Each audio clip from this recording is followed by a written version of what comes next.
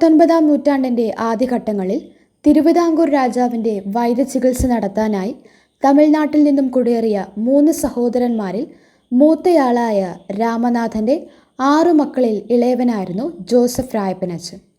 തൻ്റെ 29-ാമത്തെ വയസ്സിൽ 1934 മാർച്ച് 17-ന് അഭിമന്യ വെൻസിഗർ ബിഷപ്പിൽ നിന്നും വൈദിക പട്ടം സ്വീകരിച്ചു. 28/6/2025 ശനിയാഴ്ച വൈകുന്നേരം 6 മണിക്ക് ജോസഫ് രായപ്പനച്ചൻ്റെ അനുസ്മരണ ദിവ്യബലി ബഹുമാനപ്പെട്ട ഇടവക വികാരി ജസ്റ്റിൻ ഡൊമിനിക് അച്ഛൻ്റെ സാന്നിധ്യത്തിൽ സെന്റ് ജൂഡ് പള്ളിയിൽ വെച്ച് നടക്കുകയുണ്ടായി.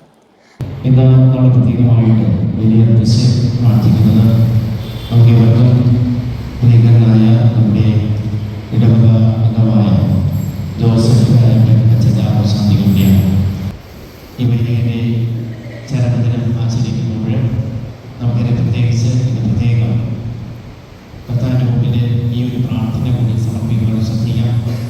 ഞങ്ങളുടെ ഇടവകയിൽ നിന്ന് കൂടുതൽ ദൈവവിളികൾ ഉണ്ടാകുന്നതിന് വേണ്ടി ദൈവപിതാവിനോട് പ്രിയമുള്ള അച്ഛ പ്രാർത്ഥിക്കണമേ. ബന്ധുമിത്രാദികളും ഇടവക ജനങ്ങളും ഉൾപ്പെടെ വിശ്വാസി സമൂഹം മുഴുവനും അച്ഛൻ്റെ ഓർമ്മ പുതുക്കുകയും ആത്മാവിൻ്റെ ശാന്തിക്കായി ഒരുമിച്ച് പ്രാർത്ഥിക്കുകയും ചെയ്തു.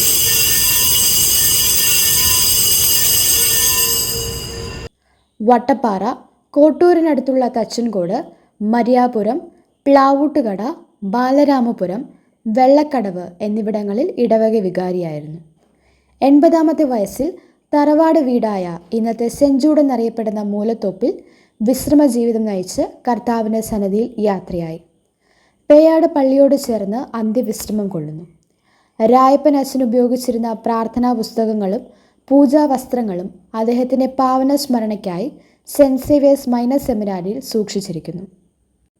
ഒരു നാടിൻ്റെ മകനായി ജീവിച്ച് മിഷൻ രംഗങ്ങളിൽ ത്യാഗോജലമായ പ്രവർത്തനങ്ങൾ കാഴ്ചവെച്ച ജോസഫ് രായപ്പൻ അച്ഛൻ്റെ മാതൃക ഉൾക്കൊണ്ട് നമ്മുടെ ഇടവകയിൽ നിന്നും ധാരാളം ദൈവവിളികൾ ഉണ്ടാകാനുള്ള കൃപാവരത്തിനായി അന്നേ ദിവസം നടന്ന അനുസ്മരണ ദിവ്യബലിയിൽ ഇടവക വികാരി ജസ്റ്റിൻ ഡൊമിനിക് അച്ഛൻ പ്രത്യേകം പ്രാർത്ഥിക്കുകയും ചെയ്തു.